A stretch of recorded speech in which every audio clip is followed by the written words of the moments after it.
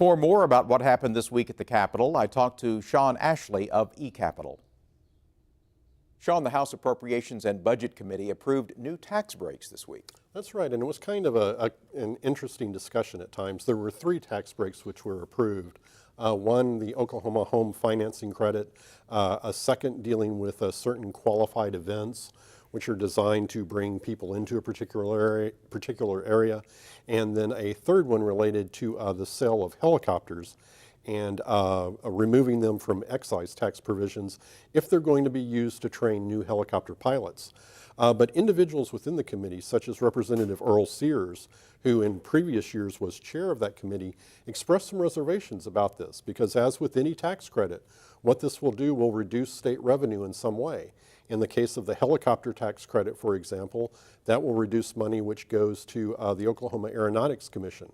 The director of the Aeronautics Commission, however, said that they would be okay with that loss of revenue, which could be up to $1 million.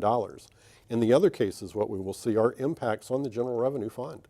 There was also a move to revive a bill banning texting and driving. That's exactly right. House Democrats throughout this legislative session have been making an effort to revive legislation that would ban texting and driving.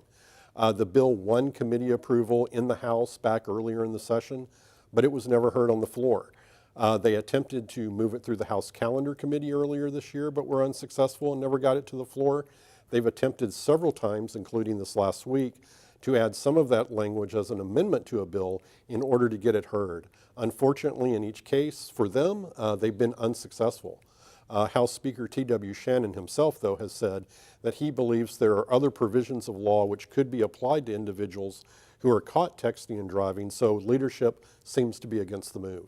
The Senate voted on the Post-Conviction DNA Act. What's that all about? Yes, we've seen this across the country where individuals who have been in prison for some time have been exonerated because of new DNA testing techniques. That's exactly what this bill would allow. An individual who's convicted of a violent crime, who's looking at a sentence, I believe, of more than 25 years, could petition the court to have DNA samples that were collected in the original investigation tested again. Oklahoma is one of just very few states that does not have such a law, and the sponsors of this bill, Senator Halligan in the Senate and Representative Lee Denny in the House, are hopeful that it will get passed this year. The Senate voted on a measure pertaining to firefighters' pensions, too. That's right. This is something that members of the legislature have been working on for a number of years. The firefighter's pension is the least well-funded pension among the state pension systems. And those such as Representative Randy McDaniel, who are particularly interested in this issue, have pointed to what they believe are some structural deficiencies within the system. This bill attempts to address those deficiencies.